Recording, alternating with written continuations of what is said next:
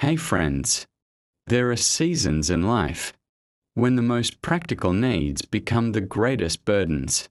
George Müller, known worldwide for his unshakable faith, understood that dependence on God was not limited to great miracles or large financial provisions. It also reached into the everyday needs of his household. The story of how God provided the right servant for his home is one such example.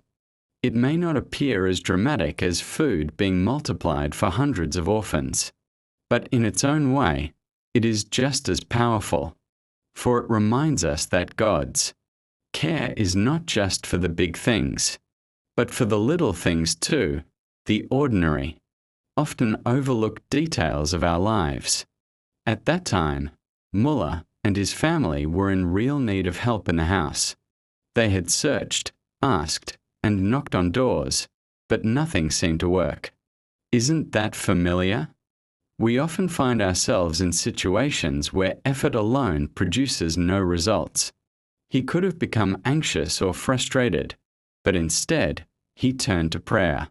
And notice how he did it, quietly, secretly, almost casually, as though speaking with a trusted friend before heading out for the day. His words were not dramatic but honest. Lord, direct me as I go on this uncertain business.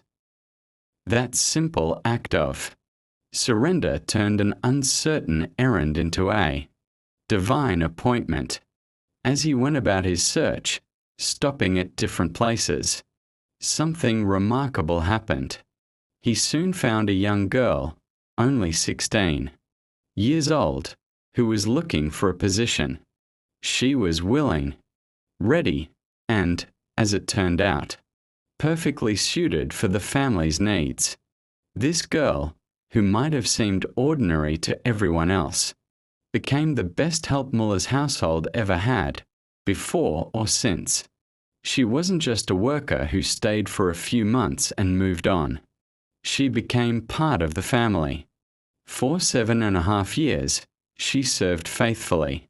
She even took the time to teach 2 of the children how to read. She followed the family gladly from place to place, never compelled, but choosing to remain because her heart was in it. Her story ended in sorrow as she later became ill and passed away. But her years of service left an imprint that Müller never forgot. What strikes me here is not only the provision itself, but the quality of the provision. When Müller prayed, God didn't just supply anyone, He sent the best. Sometimes we think of God's answers to prayer as last-minute rescues, as though He merely provides enough to scrape by. But time and again, Müller's experiences show us the opposite. When God provides, He often gives more than expected, better than imagined, and longer lasting than hoped for. And isn't that still true today? Many people can recall a moment when they asked for help in a practical need, perhaps something small, and what they received turned out to be far greater than they anticipated. Maybe it was an unexpected friend who stepped in during a crisis, a neighbor who offered support, or a colleague who appeared at just the right time. God has a way of weaving people into our lives in ways that no plan of our own could arrange. But Müller's story doesn't end there. Years later, the same God who provided a servant girl for the family also sent someone entirely different. When Müller himself was struck with paralysis, it happened suddenly, while traveling to visit his mother in Pennsylvania. The paralysis left him helpless on one side of his body, unable to do the simplest tasks. His condition required daily assistance, but there was no money to hire help, and even if there were, the right person could be hard to find. Once again, Müller and his household turned to God, not as a last resort, but as the first step. And then, in what can only be described as providence, a young German man appeared. He wasn't searching for Müller specifically. He was wandering through the country, looking for food and work. But God had directed his steps. He arrived just when he was needed most, willing to take on humble tasks, ready to serve for the simplest of wages. He became the Hans Müller no longer had. More than that, he proved to be trustworthy, honest, and diligent. He could handle money, run errands, and return every cent without error. For over a year, this man lived and worked in Müller's home, filling a role that no one else could have filled at that time. And when the season of need passed, the young man moved on to find employment elsewhere, carrying with him not just the memory of a year's labor but the unseen mark of having been part of God's answer to prayer. This is where Müller's testimony speaks volumes to us today. He didn't just experience one answered prayer for help. He experienced many. Time after time, whenever the household was driven into straits, provision came. Sometimes quickly, sometimes unexpectedly, but always faithfully. And through these accounts, we see the same principle. God's care extends to the very details of our daily lives. It's amazing to notice how something so simple as a servant in the house could become a testimony of God's faithfulness. George Müller's story reminds us that divine care is not just about lofty, spiritual matters. It touches the ground we walk on, the food we eat, the help we need in the ordinary rhythms of life. And when you think about it, this is exactly where so many of us live. Not every battle is about life and death. Often, it's about how to manage the daily load without collapsing under it. For many people today, the struggle is finding reliable help, someone to assist in the home, someone trustworthy to care for children, an aide to look after the sick, or even a dependable colleague at work. We live in a world full of options and services, but ironically, trust and faithfulness are still rare commodities. How often do we hear someone say, "It's hard to find good help"? Some families spend months searching for caregivers, only to face disappointment when promises are broken or integrity is lacking. In that sense, Müller's difficulty was not so different from what we face today. The difference lay in how he responded. He did not allow frustration to lead him into despair, but carried his need directly to God. Think of the 16-year-old girl who came to work in his house. She wasn't the obvious candidate. She was young, from humble circumstances, and looking for opportunity. Yet her presence in that home turned into years of stability, education for the children, and companionship for the family. Isn't that just like God? He often answers our needs through the people we might least expect, people who arrive quietly and without fanfare, yet whose presence changes everything. In our time, the same principle holds true. Sometimes the most significant blessings come through those who step into our lives seemingly by chance. It might be a neighbor who volunteers to help during a tough season, a stranger who shows up with kindness at just the right moment, or even someone in our workplace who becomes a silent support when we are under pressure. These are the people who become, in a sense, living answers to prayer, reminders that God sees, hears, and responds. What I find striking in Müller's story is that provision wasn't temporary or shallow. The servant girl didn't just fill a gap. She became the best help they ever had. And later, the German young man wasn't merely someone to push a wheelchair or carry out chores. He was honest enough to be entrusted, with money and loyal enough to stay, until the season changed. That's not coincidence, that's providence. It's the difference between human solutions which often run thin, and divine solutions, which carry a kind of completeness. And doesn't this reflect the way God still works? He doesn't only send help to patch the cracks, He sends people who add value, who bring more than we asked for, who remind us that His resources are richer than ours. Sometimes it's not about finding a servant or a helper in the literal sense.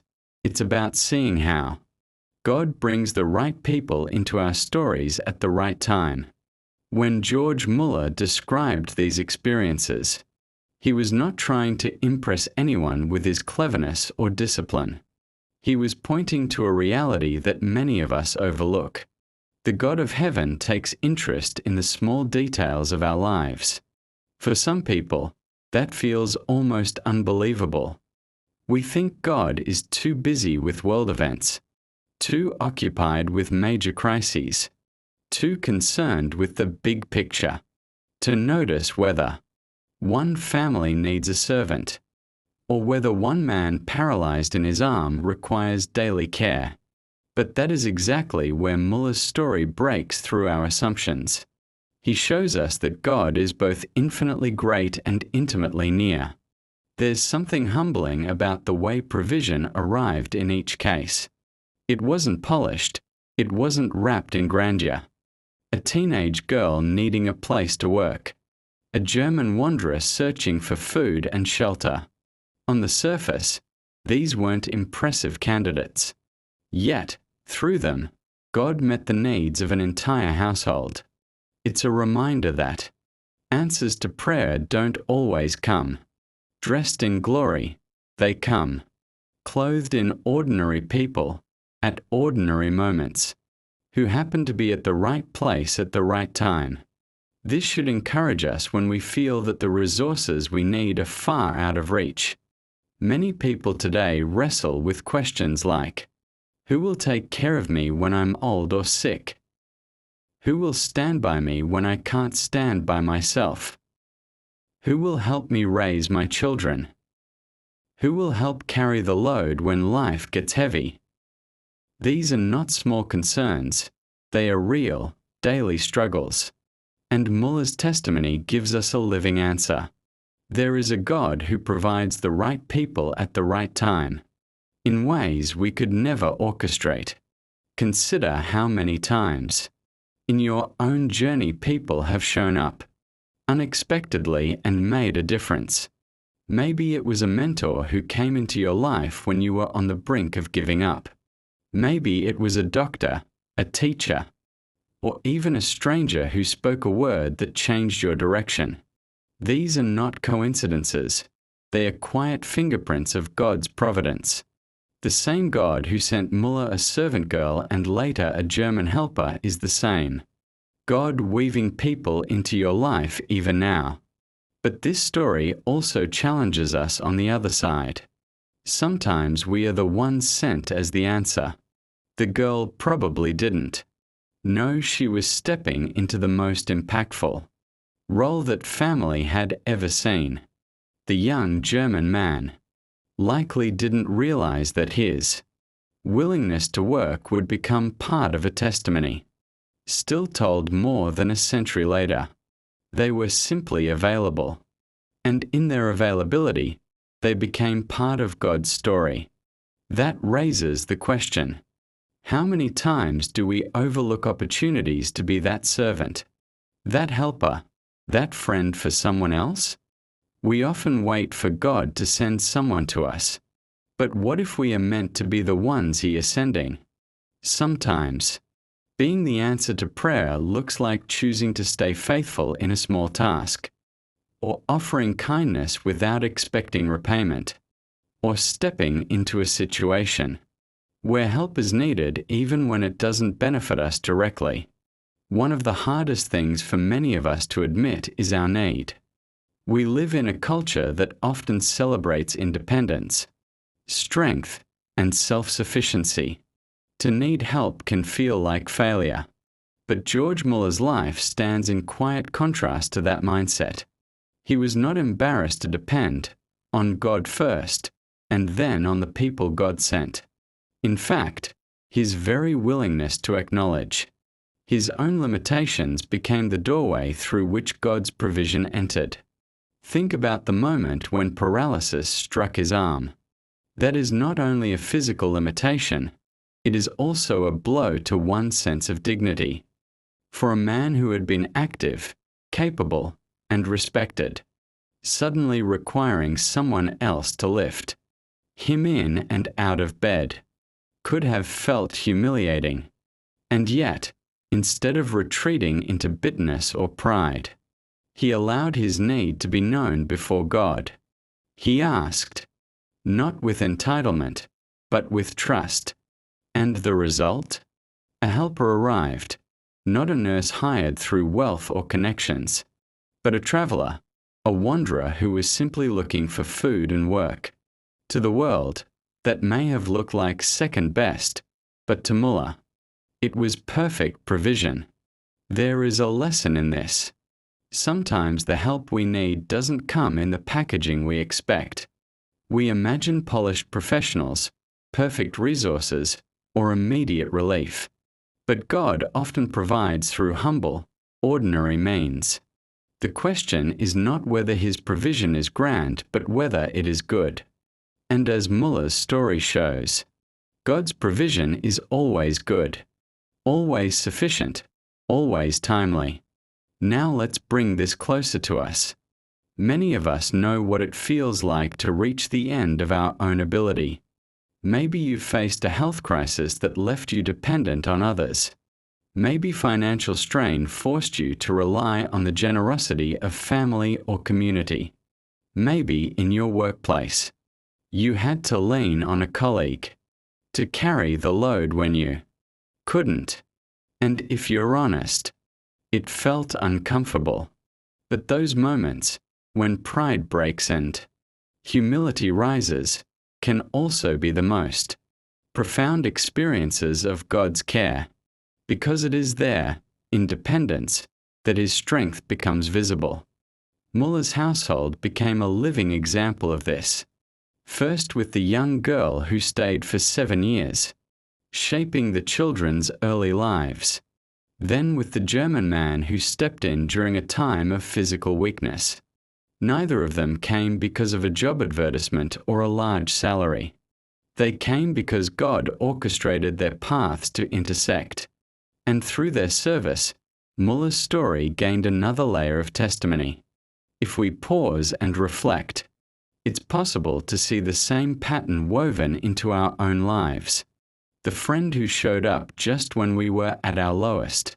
The sibling who carried responsibilities we could not handle. The stranger whose small act of kindness meant more than they realized. These are not just random acts.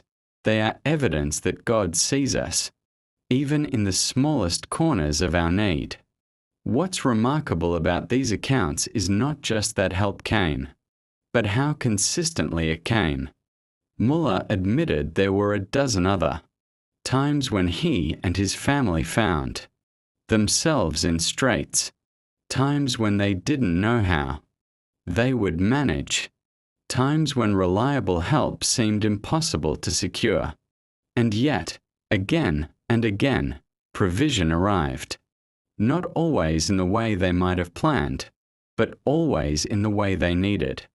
There's something deeply comforting in that pattern, because if it happened once, we might call it coincidence. Twice, we might still chalk it up to luck. But when it happens over and over, in different circumstances, with different needs, through different people, it becomes undeniable. There is a faithful hand guiding the story. Müller wanted his readers, and now us, to see that God's care was not occasional but continual. It was not random but reliable. And this pushes us to rethink the way we look at ordinary life. We often divide our experiences into categories, spiritual things, where we expect God's involvement, and practical things, where we assume we are on our own. But Müller's testimony dissolves that boundary. To him, prayer and provision were not Confined to preaching or miracles, they reached. Into daily chores, household needs, sickness, and staffing. In other words, God's presence is not restricted to the church pew. It shows up in the kitchen, the living room, the hospital, and the workplace. If we are honest, many of us still struggle with this. We pray about the big issues, a serious illness, a financial crisis, a job loss, but we hesitate to bring the small ones before God. Perhaps we think they're too trivial, but Müller's story challenges that thinking. To God, no detail is too small if it concerns the well-being of his children. If he could direct the steps of a young servant girl to the Müller household, or a wandering German worker to the very home where he was most needed, then he can direct the steps of those who will meet your needs today. This also reframes how we think about scarcity. Müller's family had no means to hire expensive help. By human standards, the situation was hopeless. And yet, what seemed impossible financially became possible providentially. This is such a crucial point for us in a world where resources often feel stretched. It reminds us that God's economy is not limited by ours. Where money runs out, his creativity begins. Where human options dry up, his solutions overflow. And here's the part that often goes unnoticed. The quality of the help was remarkable. The girl wasn't just a temporary worker. She became the best help they ever had. The German man wasn't just a caretaker. He was so honest he could be entrusted with money. These weren't just stopgap solutions. They were excellent, trustworthy, long-lasting provisions. That is how God works. He doesn't just fill gaps. He supplies abundantly, often in ways that exceed what we even thought to ask for. When we step back and look at George Müller's account, it becomes clear that these weren't just isolated stories about finding domestic help. They were windows into something larger, the reality that God's faithfulness extends into the fabric of everyday life.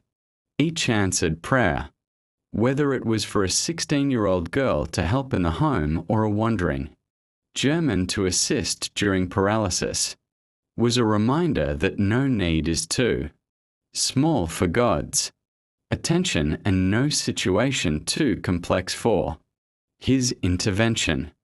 What makes these stories unforgettable is their ordinariness. They didn't take place in cathedrals or on mission fields, but in kitchens, bedrooms, and quiet moments of need. Yet that is exactly the point. If God is present in the smallest details, then he is present everywhere. The question is not whether he cares, it is whether we are willing to trust him enough to bring even our smallest concerns before him. Müller's life pushes us to see dependence differently. What the world might label as weakness, needing help, asking for assistance, relying on others, was in his story transformed into strength. Because it wasn't about depending on people as much as it was about depending on God who sent those people. Each servant, each helper, each unexpected friend was a reminder that God sees, God knows, and God acts. This truth still speaks today, in a world that often tells us to handle it yourself. Müller's testimony whispers a different invitation. Let God into the details. Trust him with your household needs, your health, your daily responsibilities, and your relationships. Don't limit him to the big crises. Invite him into the small spaces, because those small spaces shape so much of your life. And here's the beauty: when God answers, his provision often carries qualities far beyond what we expect. The girl wasn't just help, she was the best help. The German wasn't just a caretaker, he was a man of honesty and diligence. In the same way, When God steps into our situations, His provision doesn't simply patch holes. It strengthens foundations. So what do we carry from this chapter? That our needs, no matter how ordinary, are never too small for the God who counts the hairs on our head. That people who step into our lives may be more than coincidences. They may be the very answers to prayers we whispered in secret. And that in every season, whether in health or weakness, in abundance or want, we are never unseen, never forgotten, and never left without help. George Müller's story of a prayer for a servant reminds us that the God who governs galaxies is also the God who guides a young girl to the right household, a traveler to the right doorstep, and provision to the right place at the right time. And if He could do it for them, He can still do it for us.